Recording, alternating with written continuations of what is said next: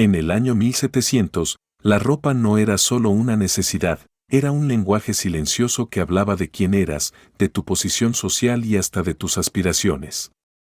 Cada prenda, desde el sombrero hasta los zapatos, estaba impregnada de significado.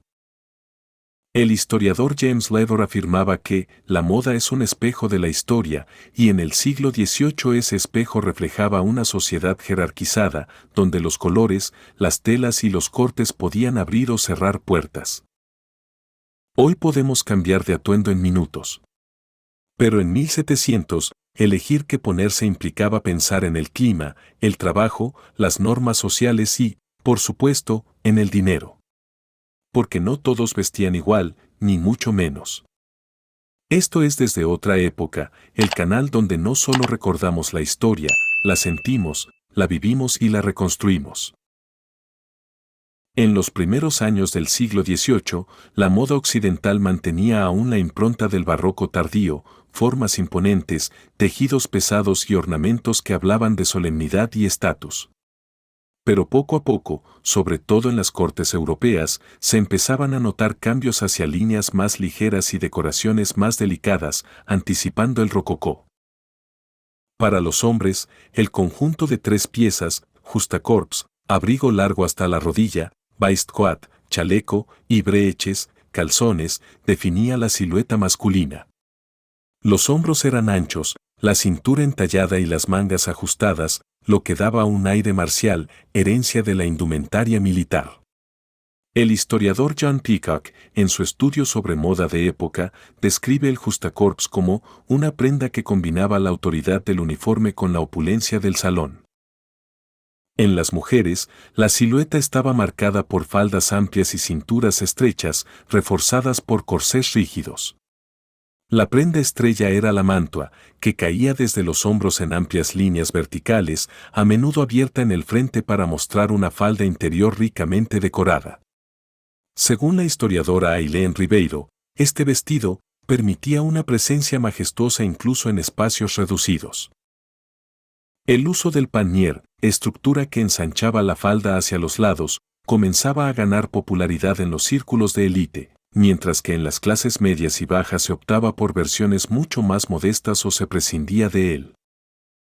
En conjunto, tanto en hombres como en mujeres, la silueta del 1700 estaba diseñada para impresionar, proyectaba estatus, control y distinción, incluso antes de pronunciar una palabra. En el año 1700, el guardarropa masculino era mucho más que funcional, era una declaración pública. El núcleo era el justacorps, un abrigo largo hasta la rodilla que se abotonaba al frente, a menudo con amplias solapas y botones decorativos que llegaban hasta el dobladillo. Los más lujosos se confeccionaban en seda, terciopelo o brocado, y podían llevar bordados metálicos en oro o plata. Bajo el justacorps se usaba el waistcoat, o chaleco, que en esta época aún podía ser casi tan largo como el abrigo exterior. Este se elaboraba con telas ricas, a veces contrastando con el justacorps para resaltar el diseño. Los breeches completaban el conjunto, ajustándose hasta la rodilla y aseguradas con hebillas o lazos. El calzado solía ser de cuero fino, con tacón moderado y hebillas metálicas que, según la moda, podían ser de gran tamaño. Los medias de seda eran un estándar entre los caballeros, incluso en invierno. La peluca empolvada era casi un símbolo de estatus. Según el historiador Ailén Ribeiro, en muchas ciudades europeas, la ausencia de peluca podía interpretarse como un signo de descuido o de falta de posición. Estas pelucas, a menudo blancas o ligeramente grisáceas por el polvo de arroz, se peinaban en bucles y podían llegar hasta los hombros. Los colores en la élite tendían a tonos vivos, rojos, azules y verdes profundos, a menudo combinados con bordados dorados.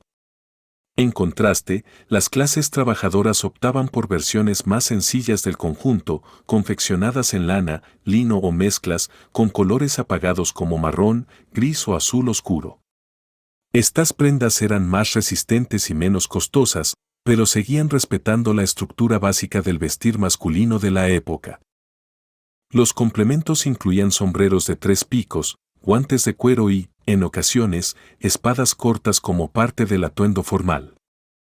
Incluso un campesino o artesano, en circunstancias especiales, podía alquilar prendas más refinadas para eventos como ferias, bodas o días de mercado importantes.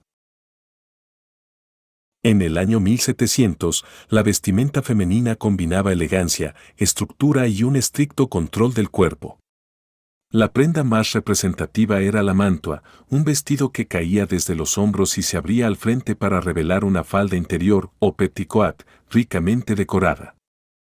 Según Ailén Ribeiro, especialista en historia de la moda, la mantua ofrecía una silueta vertical y majestuosa, que enmarcaba a la mujer como parte de un escenario social cuidadosamente diseñado. Debajo, el stameke, una pieza triangular rígida, se fijaba sobre el pecho, ajustando el torso y creando una cintura estrecha.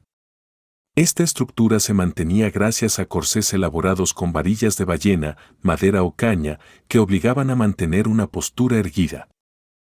En las élites, el uso del panier comenzaba a popularizarse. Este armazón lateral ensanchaba la falda de forma espectacular, dejando el frente y la parte trasera relativamente planos.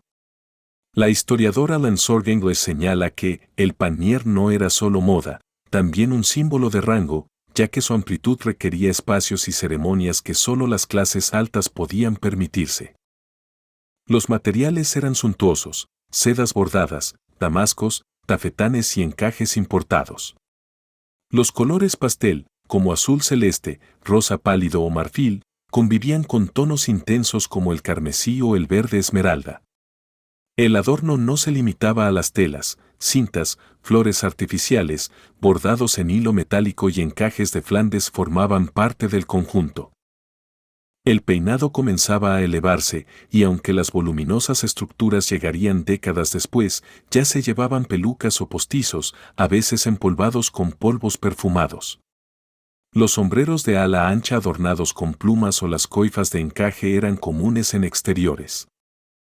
En contraste, las mujeres de clases trabajadoras vestían versiones mucho más simples, faldas de lana o lino, corsés menos rígidos, blusas de algodón y cofias prácticas para cubrir el cabello. Aunque la moda de las élites marcaba tendencias, el día a día de una campesina o una artesana estaba guiado por la funcionalidad y la durabilidad, no por la ostentación.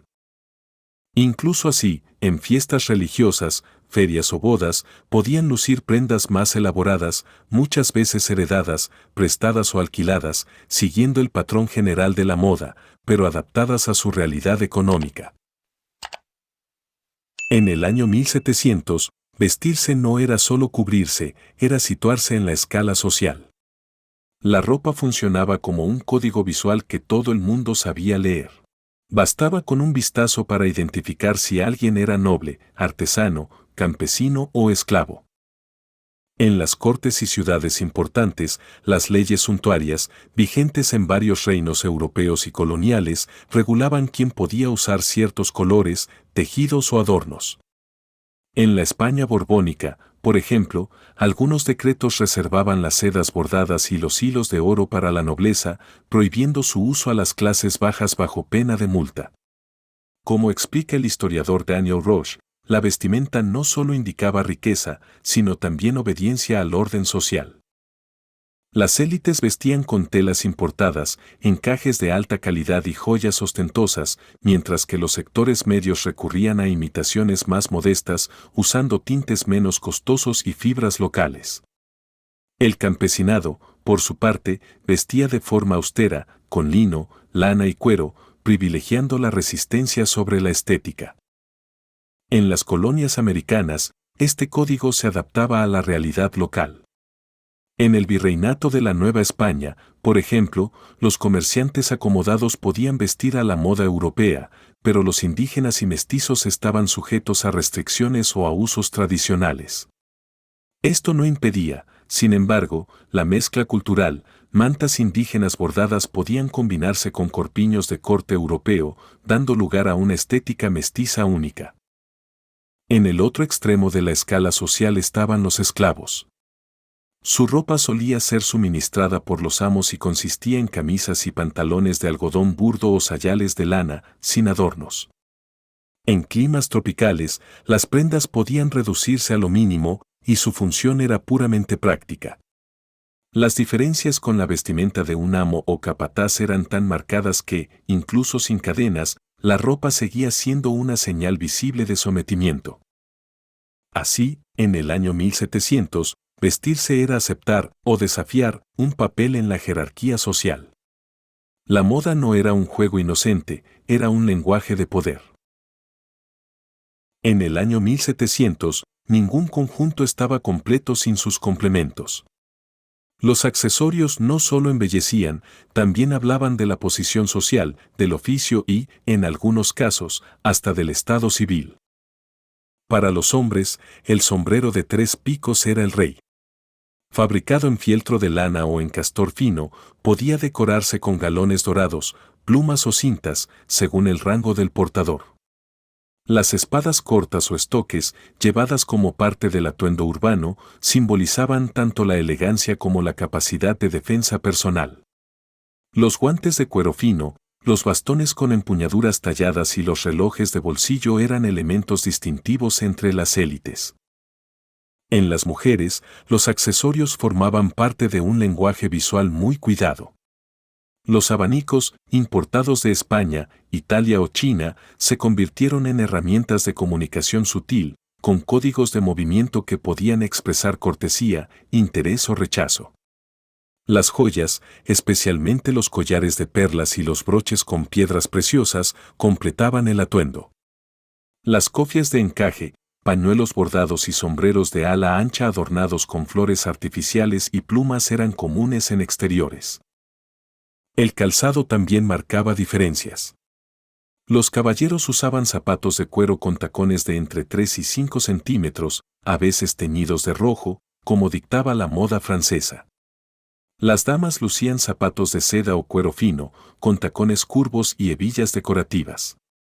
En las clases trabajadoras, en cambio, predominaban botas y zapatos resistentes, a menudo sin adornos y hechos para durar años.